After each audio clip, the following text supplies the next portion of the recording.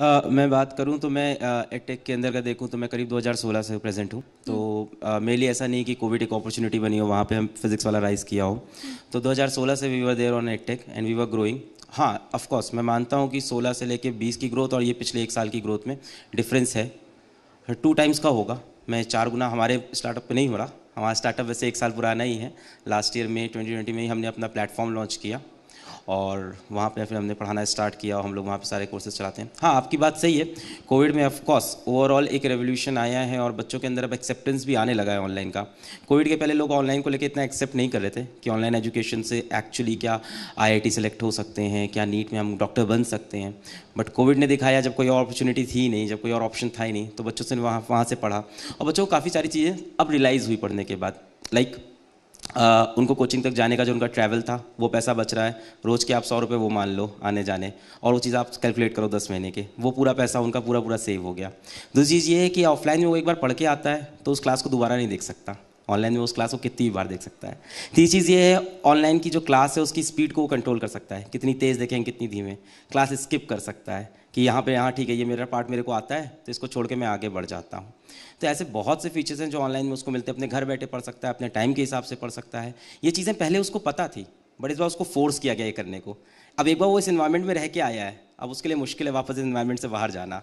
So of course हाँ, online education को इससे काफ़ी बढ़िया फ़ायदा हुआ है। हाँ, अगर आप पूछ रहे हो कि एक्सपेक्टेड था, तो हम लोग क्योंकि यहाँ पे पुराने थे, तो हम लोग जब 2016-17 में थे तो हम लोग लगता था कि ये जो फेज़ अभी आ गया ये शायद 5 साल बाद आता। हाँ, कोविड ने इसको एक्सेलरेट किया और काफ़ी जल्दी आया। बट वी नो मतलब the new age education, the new age technology education, it has to be there. वो कोविड की वजह से थोड़ा पहले आ गया, अदरवाइज 5 साल बाद तो ये होना ही होना था। अच्छा गौरव जी, मैं आपके पास आऊँ इसके पहले अलग आपसे एक सवाल मेरा और है कि ऑनलाइन एजुकेशन में तो कोई डर नहीं होता ना, जब हम ऑफलाइन पढ़ाई कर रहे होते हैं, क्योंकि हम सबका ये एक्सपीरियंस है, कुछ टीचर्स का डर रहता है या बाध्यता रहती है कुछ चीज़ों की, तो क्या पेरेंट्स के अंदर भी वो एक्सेप्टेंस आया है ऑनलाइन एजुकेशन को लेकर?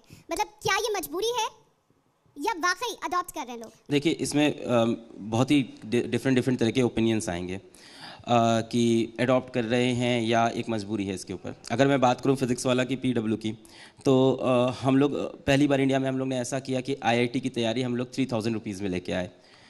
तो अब जिनकी ये मजबूरी थी कि तैयारी नहीं कर सकते थे, मतलब जैसे यहाँ पे एग्जांपल के नाम बताना चाहूँगा, एक बच्ची है रूबी नाम की, वो ऑटो ड्राइवर की बेटी है।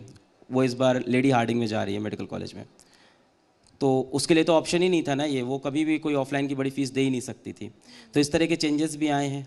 कश्मीर से मोहसिन है, मोहसिन इस बार गवर्नमेंट मेडिकल कॉलेज में जा रहा है। नटवर सिंह अपने गांव का पहला डॉक्टर बनने वाला है। तो ऑनलाइन की वजह से ये चीज़ें आई हैं। एक तो होता है पेड प्लेटफॉर्म, एक होते हैं ओपन प्लेटफॉर्म भी है। तो हाँ, आप कह रहे हैं कि पेरेंट्स के लिए मजबूरी है कि चॉइस है, तो बहुत ही ओपिनियन अलग अलग जगह के लिए डिपेंड करेगा। अभी तक क्या था कि education was limited to a small group of people, है ना, only the rich can afford it. But भी ऑनलाइन ने क्या है किया है, स्पेस को बड़ा कर दिया है। अब दुनिया का कोई बच्चा ये नहीं कह सकता कि मेरा सिलेक्शन रुक जाएगा या मैं आईआईटी या नीट में क्वालिफाई नहीं कर पाऊंगा, किसी भी कॉम्पिटेटिव एग्जाम में मैं क्वालिफाई नहीं कर पाऊंगा क्योंकि मुझे क्वालिटी एजुकेशन नहीं मिली, क्योंकि मेरे माँ बाप के पास पैसे नहीं है। ऑनलाइन ने ये चीज़ कर दी है कि अब आप हर बच्चा सेलेक्ट हो सकता है। और ये वही राइज है जिसकी हम बात कर रहे हैं, और जो एग्जाम्पल आपने दिया ये वही राइज है। अच्छा गौरव जी, देखिए ये वो कदम है जो आत्मनिर्भर भारत की ओर हमें ले जा रहा है, और यही एक सबसे बड़ी वजह है कि आगे बढ़ते हुए भारत आज दुनिया की तीसरा सबसे बड़ा स्टार्टअप इकोसिस्टम बन चुका है।